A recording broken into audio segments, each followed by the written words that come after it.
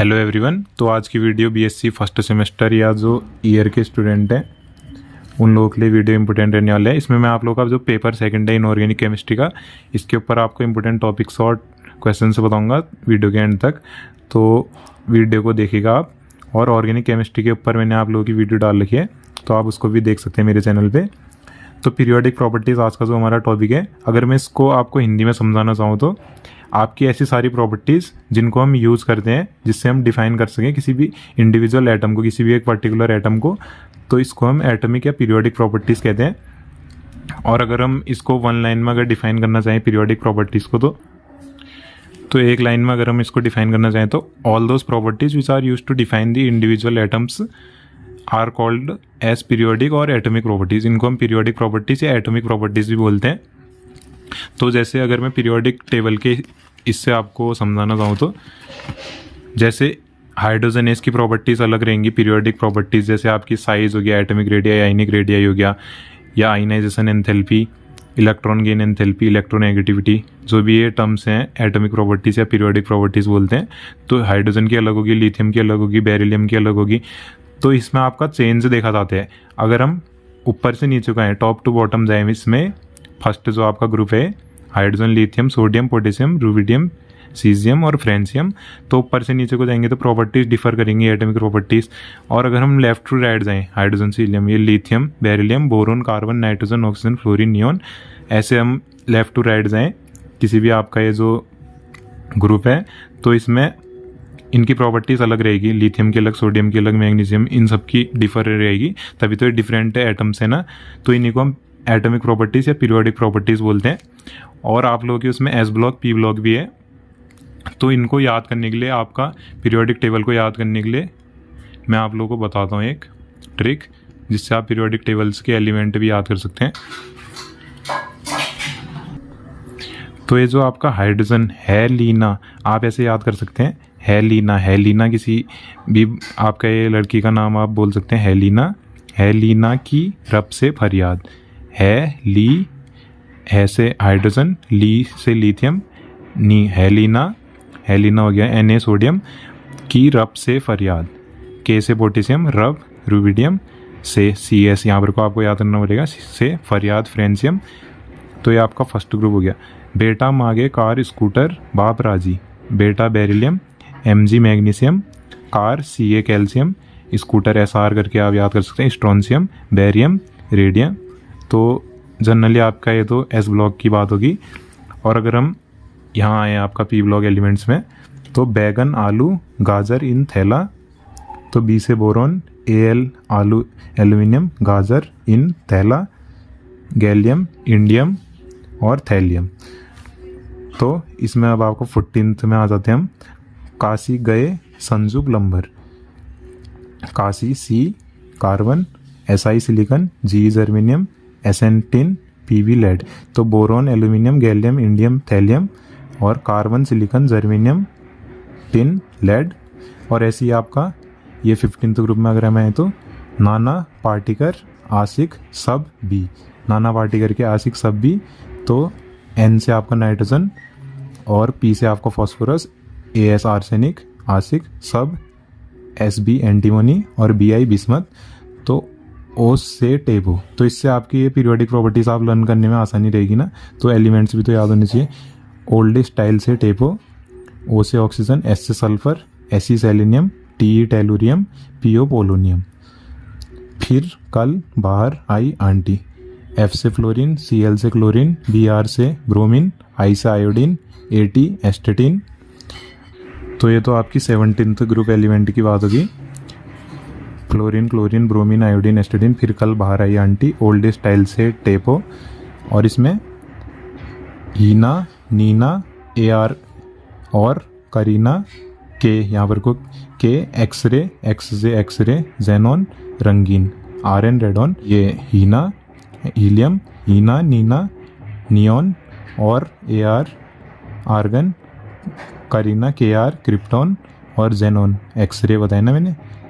हीना, नीना और करीना के एक्सरे रंगीन। तो ऐसे करके आप एस और पी ब्लॉक एलिमेंट्स को याद कर सकते हैं। तो ये तो इनकी जनरली इनकी एलिमेंट्स याद करने की बात होगी।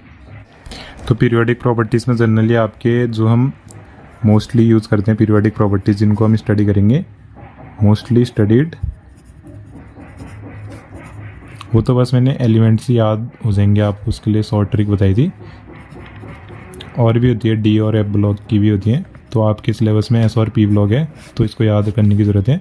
जो मोस्टली स्टडीड पीरियोडिक या एटॉमिक प्रॉपर्टीज़ रहती हैं, ये आपका पहला हो जाएगा साइज। साइज को हम क्या बोलते हैं केमिस्ट्री की भाषा में, एटॉमिक रेडियाई या आयनिक रेडियाई। अब एटॉमिक रेडियाई आप ऐसे भी याद कर सकते हैं कि जैसे सर्किल है, सर्किल की रेडियस होती है, तो वैसे ही एटम की आउटर मोस्ट सेल तक जो आउटर मोस्ट इलेक्ट्रॉन है सेंटर से आपकी न्यूक्लियस से कितनी डिस्टेंस है, उसको हम एटॉमिक रेडियाई बोलेंगे। और अगर कोई आयन है तो उसके लिए आयनिक रेडियाई। तो जनरली इस पे तो आपका ये पढ़ने की ज़रूरत पड़ेगी आपको, इसमें आयनाइजेशन एनर्जी। तो आयनाइजेशन एनर्जी को हम आयनाइजेशन एंथैल्पी, आयनाइजेशन पोटेंशियल भी बोलते हैं। तो इसको हम जनरली बाद में डील करेंगे। आप मान लो कि एक टाइप की आपकी एनर्जी है जिससे हम इलेक्ट्रॉन को किसी भी एटम से इजेक्ट कर सकें। वो जो आपको सर्टेन अमाउंट ऑफ एनर्जी चाहिए रहती है उसको हम आयनाइजेशन एनर्जी कहते हैं। इस पर हम बाद में बेसिकली आएंगे, तो इम्पोर्टेंट है आपका ये। और atomic radii, ionic radii, periodic properties में ये भी इम्पोर्टेंट है आपका। अब है हमारी तीसरी, इलेक्ट्रॉन गेन एंथैल्पी। तो ये तो नाम से पता चल रहा होगा, इलेक्ट्रॉन को गेन करने के लिए जितनी भी अमाउंट ऑफ एनर्जी चेंज उसमें आ रही है उसको हम इलेक्ट्रॉन गेन एंथैल्पी कहेंगे। जैसे आपका कोई आइसोलेटेड एटम या आयन है, उसमें जब हम एक्स्ट्रा इलेक्ट्रॉन को डाल रहे हैं तो उसमें कितना एनर्जी का चेंज आ रहा है, तो उसको हम इलेक्ट्रॉन गेन एंथैल्पी या इलेक्ट्रॉन एफिनिटी भी बोलते हैं। Electron affinity. अब इससे तो आप सभी फैमिलियर होंगे, इलेक्ट्रो नेगेटिविटी। तो अगर हम साइज, एटॉमिक या आयनिक रेडियाई की बात करें पीरियोडिक प्रॉपर्टीज़ में, सबसे पहले तो अगर हम इसको जनरली डिफाइन करना चाहें तो आपका कोई भी एटम या आयन है तो उसका आउटर मोस्ट इलेक्ट्रॉन तक की दूरी आपकी न्यूक्लियस से, उसको हम एटॉमिक रेडियाई या आयनिक रेडियाई कहेंगे रिस्पेक्टिवली। लेकिन इसके भी आपके सर्टेन लिमिटेशंस हैं, जैसे आपका वेव नेचर ऑफ इलेक्ट्रॉन रहते हैं, वेव नेचर ऑफ इलेक्ट्रॉन, इसकी वजह से आपकी सर्टेन वेरिएशन आ जाती है। ये जो आपकी डेफिनेशन है एटॉमिक रेडियाई या आयनिक रेडियाई में, आयंस के लिए 4 आयंस। और दूसरा आपका क्या रहते हैं, कुछ आपके इन्वायरमेंटल फैक्टर्स, इनकी वजह से भी आपका ये एटॉमिक और आयनिक रेडियाई की डेफिनेशन में कुछ आपका सर्टेन वेरिएशन देखा जा सकता है। तो इसकी वजह से आपका जो एटॉमिक रेडियाई और आयनिक रेडियाई है, ये जो साइज हैं आपके एटॉमिक रेडियाई या आयनिक रेडियाई, साइज को हमने क्लासिफाई किया गया डिफरेंट टाइप्स में। जैसे आपका covalent radii, metallic radii, ionic radii या वंडरवॉल रेडियाई। तो ये सारे आपके मोस्ट इंपोर्टेंट रहने वाले हैं। कभी कभी कोई भी 2 या पूरा ही आ सकता है आपका, या इनमें से कोई भी 2, कोई भी 3। तो जो आपके 2 लिमिटेशंस आ जाते हैं, वेव नेचर ऑफ इलेक्ट्रॉन है जो आपका, या इन्वायरमेंटल फैक्टर्स की वजह से आपके कुछ वेरिएशन देखे जाते हैं साइज में आपके एटॉमिक या आयनिक रेडियाई में, जो इनकी डेफिनेशन है। तो इसकी वजह से हमने क्लासीफाई करा जो डिफरेंट टाइप की रेडियाई हैं उनको आपका जनरली 4, मेनली इन ये 4 डिफरेंट कैटेगरी में आपका इनको कैटेगराइज किया गया। जैसे आपका covalent radii, metallic radii, ionic radii, van der Waals radii. तो ये आपके मोस्ट इंपोर्टेंट रहने वाले हैं पेपर के लिए। तो अगर हम पहली बात करें तो कोवलेंट रेडियाई की, तो कोवलेंट रेडियाई आपको पता होगा कि जो आपके कोवलेंटली बॉन्डेड मॉलिक्यूल्स रहते हैं, मतलब जहाँ म्यूचुअल शेयरिंग ऑफ एटम्स रहती है, तो उनके बीच में जो रेडियाई प्रेजेंट रहते हैं, जैसे आपका कार्बन है, कार्बन की 4 वैलेंसी होती है। तो मान लीजिए यहाँ पे कोई हाइड्रोजन, तो एक कोवलेंट बॉन्ड बना रहा है कार्बन हाइड्रोजन के साथ और 2 कार्बन के बीच में। और अगर मैं आप लोगों को इंग्लिश में बताना चाहूँ तो radii of atom present in covalently bonded molecules. तो कोवलेंटली बॉन्ड मॉलिक्यूल्स हैं आपके, उनकी जो रेडियाई रहती है आउटर मोस्ट इलेक्ट्रॉन तक की उनके न्यूक्लियस से, तो उसको हम कोवलेंट रेडियाई कहेंगे। तो जो आपकी कोवलेंट रेडिया है कोवलेंटली बॉन्डेड मॉलिक्यूल्स में, तो इसके अंदर हमारा केस फर्स्ट आ जाता है। कोवलेंट रेडिया निकालनी है अगर हम लोगों को, होमोन्यूक्लियर डिस्टेंस है अगर आपके मॉलिक्यूल्स के बीच में। तो हमने सपोज करा कि हमारे A1 और A2 टाइप के मॉलिक्यूल हैं, तो उसमें हमने सपोज करा कि DAA जो है हमारी कोवलेंट इंटरन्यूक्लियर डिस्टेंस है। तो फॉर्मूला क्या आएगा हमारा, RA जो covalent radio of atom A अगर हमको निकालनी है तो कैसे करके निकाल सकते हैं हम, RA equal to DAA upon 2।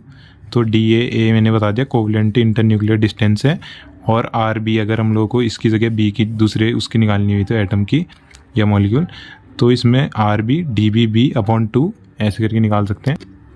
तो अगर हमको हमारा केस सेकंड है, कोवलेंट रेडिया निकालनी है हमको हेटेरोन्यूक्लियर डाई एटमिक मॉलिक्यूल में, और इसमें भी अगर आप लोगों का लो जो आपके कोवलेंट रेडियाई बॉन्डेड मॉलिक्यूल जो आपके एटम्स है ना, उसमें आपकी वेरी लो इलेक्ट्रोनेगेटिविटी डिफरेंस रहेगा, then the covalent radii can be determined by. तो एक इक्वेशन होगी जिससे हम कोवलेंट रेडियाई निकाल सकते हैं अगर लो इलेक्ट्रोनेगेटिविटी डिफरेंस रहेगा जो बॉन्डेड एटम्स हैं उनके बीच। तो कैन बी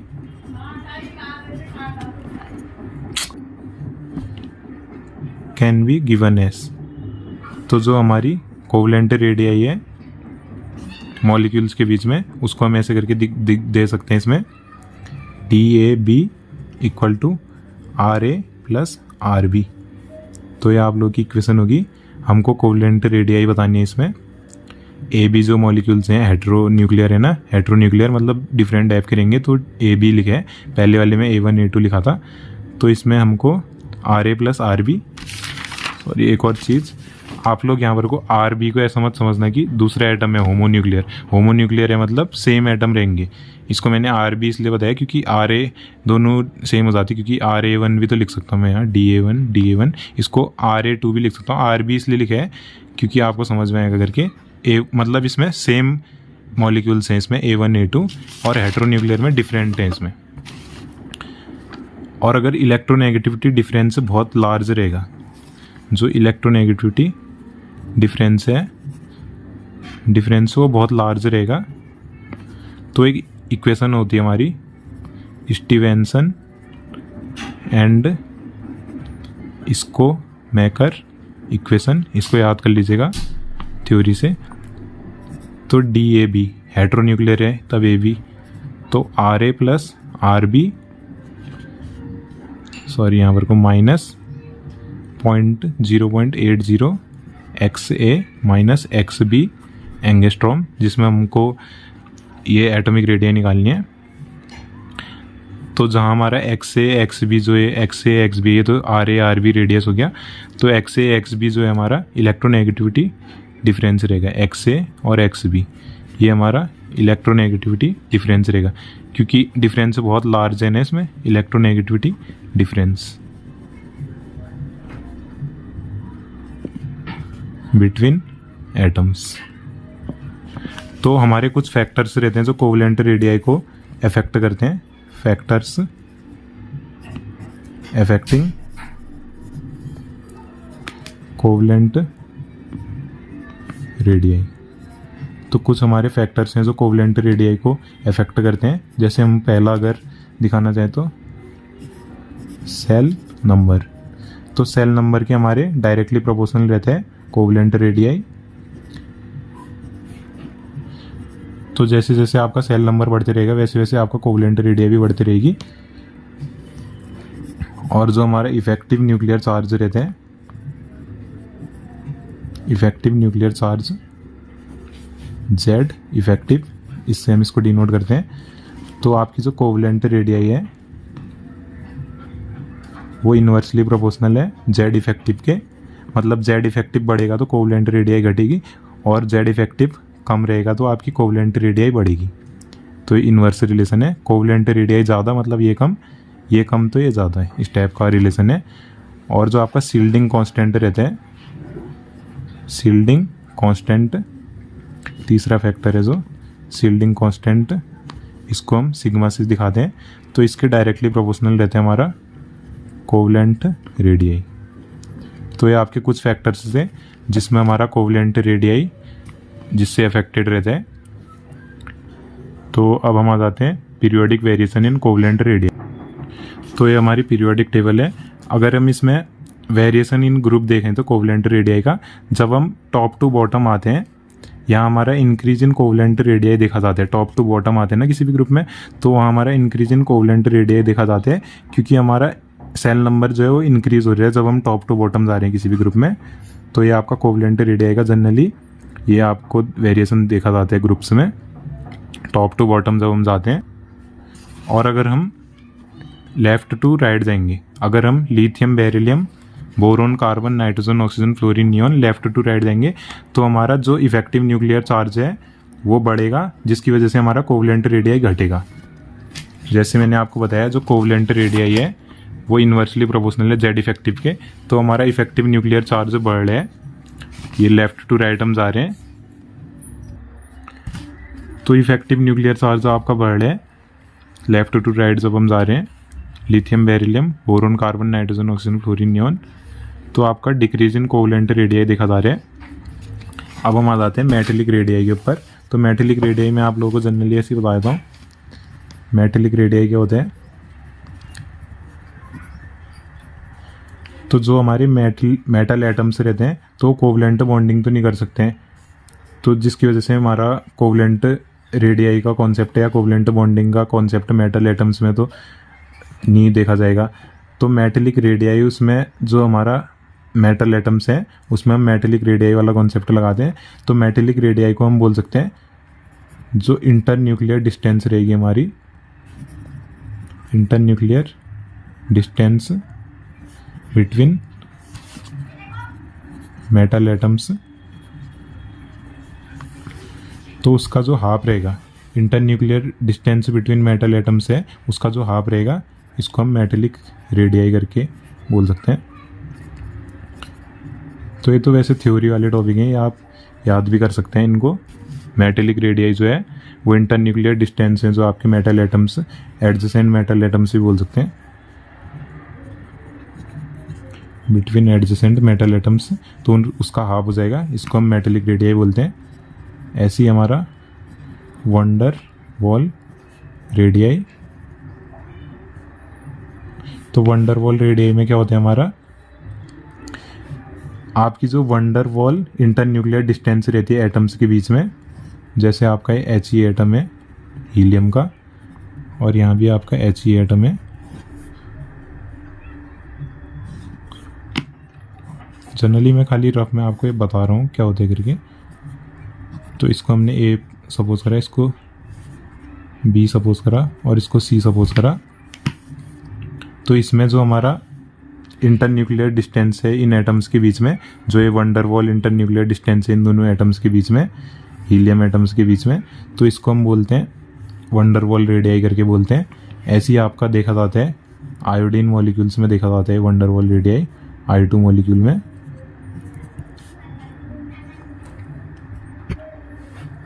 तो आयनिक रेडियाई आपका, अगर हम जनरली आयनिक रेडियाई की बात करें तो आयनिक रेडियाई को हम कैसे डिफाइन करेंगे। आयनिक रेडियाई आपकी न्यूक्लियस से जो आउटर मोस्ट इलेक्ट्रॉन रहेगा उसके बीच की जो डिस्टेंस रहेगी आयन, किसी भी आयन में, in any ion,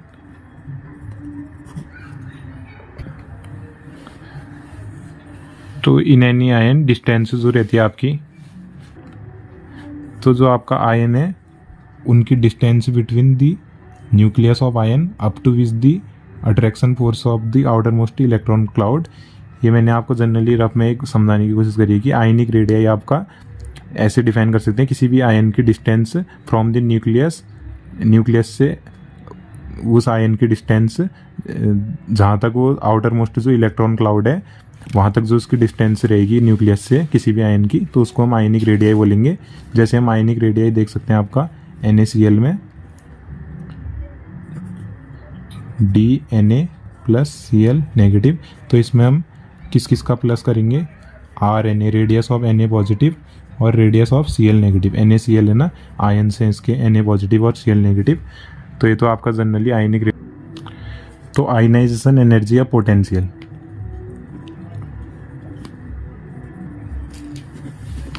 ionization energy या पोटेंशियल क्या रहता है आपका, minimum amount of energy required for the ejection of an electron from the valence shell of an isolated gaseous atom. उसको हम आयनाइजेशन एनर्जी या आयनाइजेशन एंथैल्पी या आयनाइजेशन पोटेंशियल भी बोलते हैं। तो मिनिमम कम से कम अमाउंट की एनर्जी जो रिक्वायर्ड है हमको इजेक्शन ऑफ इलेक्ट्रॉन कर सकें, जिससे हम किसी भी आइसोलेटेड गैसेस एटम का, उसको हम आयनाइजेशन एनर्जी बोलते हैं। तो मान लीजिए सपोज ए कोई एटम है, आइसोलेटेड गैसेस एटम है, तो इसको कितनी मिनिमम अमाउंट ऑफ एनर्जी चाहिए जिससे इलेक्ट्रॉन को इजेक्ट करके आयन बन जा रहे हैं, फिर ये ए पॉजिटिव प्लस इलेक्ट्रॉन। तो इसको आप जब थ्योरी में खुद से पढ़ेंगे तो आप लोगों को ज़्यादा समझ में आएगा। तो जनरली मैंने आप लोगों को ये बता दिया थोड़ा। तो अगर मैं इम्पोर्टेंट क्वेश्चंस की बात करूँ तो आपका पहला आ जाता है वीबीटी वैलेंस बॉन्ड थ्योरी, और वैलेंस बॉन्ड थ्योरी आपका आ जाता है VBT of hydrogen molecule. Hydrogen molecule के लिए एक्सप्लेन करवा सकते हैं आपका कि वीबीटी बताओ कि उसमें हाइड्रोजन मॉलिक्यूल में बॉन्डिंग कैसे देखी जा रही है आपकी, उससे आप वीबीटी को डिफाइन करो। पहले तो आप वीबीटी बताएंगे, उसके कुछ पॉइंट्स बताएंगे। और आपका इसमें इम्पोर्टेंट क्वेश्चंस में आ सकते हैं हाइब्रिडाइजेशन, एक तो ऑर्गेनिक में रहता है आपका, एक इनऑर्गेनिक में। हाइब्रिडाइजेशन ऑफ, जैसे आपके एग्जांपल रहेंगे BCl3 का आ सकते हैं, SF6, किसी भी मॉलिक्यूल का आ सकते हैं। तो मैं रैंडमली कोई भी बता दे रहा हूँ आपको। IF7 हाइब्रिडाइजेशन बताओ बोल सकते हैं इसमें, सेंट्रल एटम का, सेंट्रल एटम का हाइब्रिडाइजेशन बताओ। तो आपका आ सकता है इसमें generally aufbau principle, aufbau principle पढ़ देना। इलेक्ट्रॉन एफिनिटी, जो मैंने आपको अभी बताया था, इलेक्ट्रॉन एफिनिटी या रेजोनेंस। एटॉमिक रेडियस, वही साइज वाला, आयनिक रेडियाई, एटॉमिक रेडियाई। और डुअल नेचर ऑफ मैटर है ना, जो आपका फर्स्ट इसमें जो इसका फर्स्ट टॉपिक है आपका, डुअल नेचर ऑफ मैटर। और इलेक्ट्रोनेगेटिविटी, और इलेक्ट्रोनेगेटिविटी का क्या वेरिएशन देखा जाता है, जो आपका एस ब्लॉक एलिमेंट्स हैं, पी ब्लॉक एलिमेंट्स हैं, पीरियोडिक टेबल में क्या वेरिएशन देखा जाता है इलेक्ट्रोनेगेटिविटी का, उसको आ सकते हैं। और VSEPR थ्योरी आ सकती है आपकी, VSEPR थ्योरी आ सकती है। और कुछ आपकी रिडॉक्स रिएक्शन आ सकती है, रिडॉक्स रिएक्शंस। और जनरली ये तो आपके कुछ इंपॉर्टेंट टॉपिक्स मैंने आपको बता रखे हैं। तो अगर मैं आप लोगों को एक क्वेश्चन से समझाना चाहूँ तो आप लोगों को बताने है कि explain why electron gain enthalpy of oxygen being less than the electron gain enthalpy of sulphur. तो ऑक्सीजन की जो इलेक्ट्रॉन गेन एंथैल्पी है वो सल्फर से लेस क्यों बोल रहे हैं। तो ऑक्सीजन जो है उसका लार्ज साइज रहता है, तो जिस वजह से वो एक्स्ट्रा इलेक्ट्रॉन को एक्सेप्ट नहीं करना चाहता है अपने वैलेंस सेल में। जो भी उसका वैलेंस सेल कॉन्फ़िगरेशन है ऑक्सीजन का, नाइट्रोजन, ऑक्सीजन, फ्लोरीन, ऑक्सीजन आता है फिर उसके बाद फ्लोरीन। तो ऑक्सीजन का लार्ज साइज है आपका इन कंपेयर टू फ्लोरीन, जबकि जो फ्लोरीन है उसका जो इलेक्ट्रॉनिक कॉन्फ़िगरेशन है 1s2 2s2 2p5। तो इसका इलेक्ट्रॉनिक कॉन्फ़िगरेशन हो गया जनरली। और इसका स्मॉल साइज भी रहता है फ्लोरीन का, स्मॉल साइज। और इसमें हाई इलेक्ट्रॉन डेंसिटी रहेगी, high electron density around nucleus. तो जो न्यूक्लियस है उसके अराउंड इसकी हाई इलेक्ट्रॉन डेंसिटी रहेगी, मतलब ज़्यादा इलेक्ट्रॉन प्रेजेंट रहेंगे फ्लोरीन में इन कंपेयर टू ऑक्सीजन। तो जो ऑक्सीजन है उस पर एक तो लार्ज साइज हो गया और लो नेगेटिव चार्ज है या लो इलेक्ट्रॉन डेंसिटी है अराउंड द न्यूक्लियस, जिस वजह से आपका इलेक्ट्रॉन गेन एंथैल्पी जो है, इलेक्ट्रॉन गेन एंथैल्पी वो फ्लोरीन की हाई रहती है, फ्लोरीन की हाई रहती है ऑक्सीजन के कंपेयर में। तो फ्लोरीन की ये इलेक्ट्रॉन गेन एंथैल्पी हाई रहेगी इन कंपेयर टू ऑक्सीजन। तो ये जनरली इसका बेसिक रीज़न रहेगा कि एक तो साइज हो गया और इलेक्ट्रॉन डेंसिटी इसके वैलेंस सेल कॉन्फ़िगरेशन में। और अगर आप लोगों का आ जाता है क्वेश्चन कि एक्सप्लेन, इसी तरीके से explain why electron gain enthalpy जो है आपकी क्लोरीन की, chlorine is found to be less than fluorine.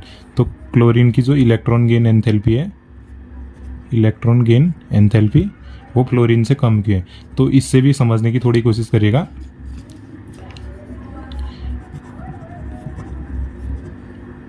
थोड़ा तो इसके अंदर आप रीज़न देंगे कि आप लोगों को बताना है explain why electron gain enthalpy जो है आपकी वो क्लोरीन की ज़्यादा है than chlorine.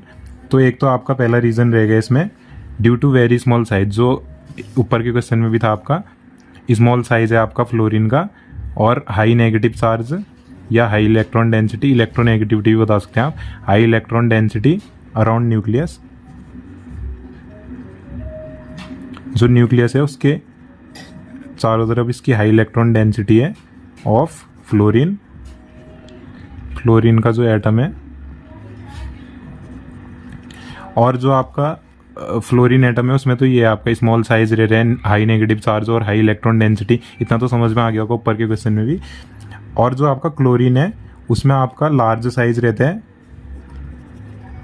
In compare to fluorine, large size and low negative charge, low negative charge, low negative charge रहेगा, लार्ज साइज रहेगा क्लोरीन का, और ये फ्लोरीन का, ये क्लोरीन का। इस तरीके से आपका एग्जाम्पल में कुछ भी आ सकता है। और इलेक्ट्रॉन डेंसिटी भी कम रहेगी, electron density low around nucleus chlorine atom की, क्लोरीन एटम की, तो जिसकी वजह से आपकी जो इलेक्ट्रॉन गेन एंथैल्पी है of chlorine is found to be less than fluorine atom. तो इसी तरीके से आपकी ये थोड़े क्वेश्चन रहेंगे। और आपका ऐसा भी आ सकता है क्वेश्चन की फ्लोरीन जो है उसकी इलेक्ट्रॉन गेन एंथैल्पी हाई क्यों रहती है, इलेक्ट्रॉन गेन एंथैल्पी हाई क्यों रहती है। तो इसमें आप रीज़न देंगे कि ये अपने जो इलेक्ट्रॉनिक कॉन्फ़िगरेशन है फ्लोरीन का 1s2 2p5 जो इसका वैलेंस सेल है उसमें स्टेबल कॉन्फ़िगरेशन पाना चाहता है एक इलेक्ट्रॉन को एक्सेप्ट करके, और हाई नेगेटिव चार्ज है इसमें, स्मॉल साइज है, तो फ्लोरीन की पीरियोडिक टेबल में आपकी हाई इलेक्ट्रॉन गेन एंथैल्पी रहती है। तो इस तरीके के क्वेश्चन भी बन सकते हैं। और अगर मैं आप लोगों को इम्पोर्टेंट क्वेश्चन और बताऊँ तो इनऑर्गेनिक केमिस्ट्री के लिए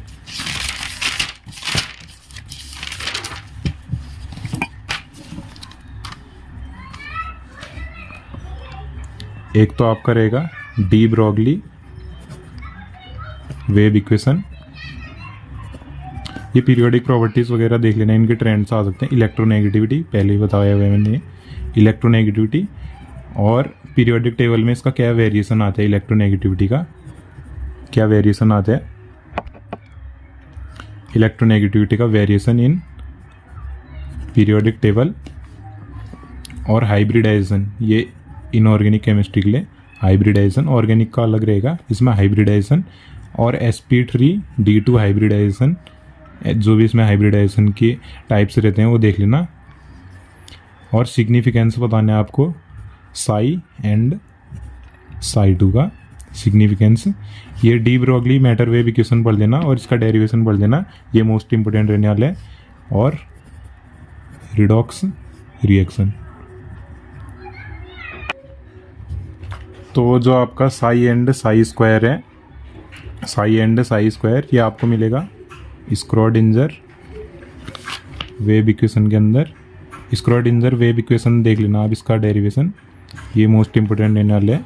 स्क्रॉडिंजर वेव इक्वेशन और significance of psi and psi square, significance of psi and psi square, तो स्क्रॉडिंजर वेव इक्वेशन। और क्वांटम नंबर्स, क्वांटम नंबर्स आपके मोस्ट इंपोर्टेंट रहने वाले हैं। क्वांटम नंबर में प्रिंसिपल हो गया, principal quantum number, principal quantum number, azimuthal, ये सारे इंपॉर्टेंट है किसी भी आपको जो एटम है उसकी सिचुएशन को डिफाइन करने के लिए, इलेक्ट्रॉन्स की, उसके लिए जो आपके क्वांटम नंबर्स हैं डिफरेंट टाइप के। प्रिंसिपल हो गया, एजीमुथल हो गया, क्वांटम नंबर, मैग्नेटिक और स्पिन क्वांटम नंबर, तो ये सब आपके मोस्ट इंपोर्टेंट रहने वाले हैं। और अबाव प्रिंसिपल हो गया, हुंड रूल हो गया, Hund rule, above principal.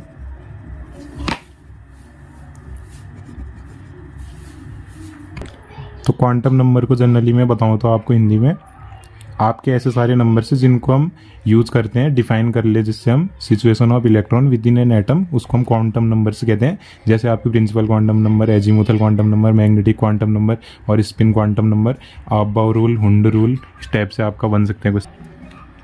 Pauli exclusion principle, Pauli's exclusion principle, Pauli exclusion principle हो गया।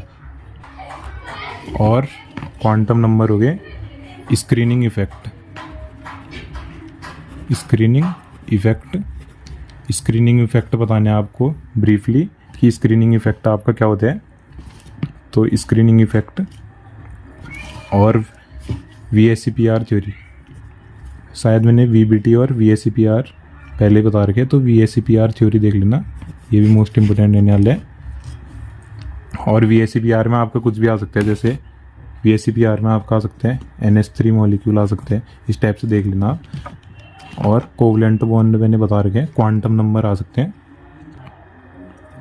VSEPR थ्योरी जैसे आपकी VSEPR आ सकती है NH3 में, H2O में, इनके स्ट्रक्चर या शेप बताने के लिए NH3H2O, H3O पॉजिटिव, SF4, इस टाइप के आपके रेंडमली कुछ भी हो सकता है। फैजान्स रूल होता है एक, फैजान्स रूल पढ़ लीजिएगा। और क्वांटम नंबर्स हो गया। और क्या आपके S block P block elements हैं, जो S block elements, P block elements, उन पे प्रॉपर्टीज़। और केमिकल बॉन्डिंग से हो गया जेनॉन, जेनॉन के जो कंपाउंड्स रहते हैं आपके ऑक्सीजन के और फ्लोरीन के, मेनली जेनॉन, ऑक्सीजन और फ्लोरीन, इनके जो कंपाउंड्स हैं इनको पढ़ लीजिएगा। तो आज की वीडियो के लिए इतना ही। और अगर आप लोगों को कोई डाउट है तो आप कमेंट में पूछ सकते हैं, क्या मैंने अपने इंस्टाग्राम हैंडल का नेम बता रखा है इसमें, आप उस पर देख सकते हैं। और मेरी बाकी ऑर्गेनिक वीडियोस भी देख लीजिएगा आप। और वीडियो पसंद आई तो इसको लाइक करिएगा और शेयर करिएगा।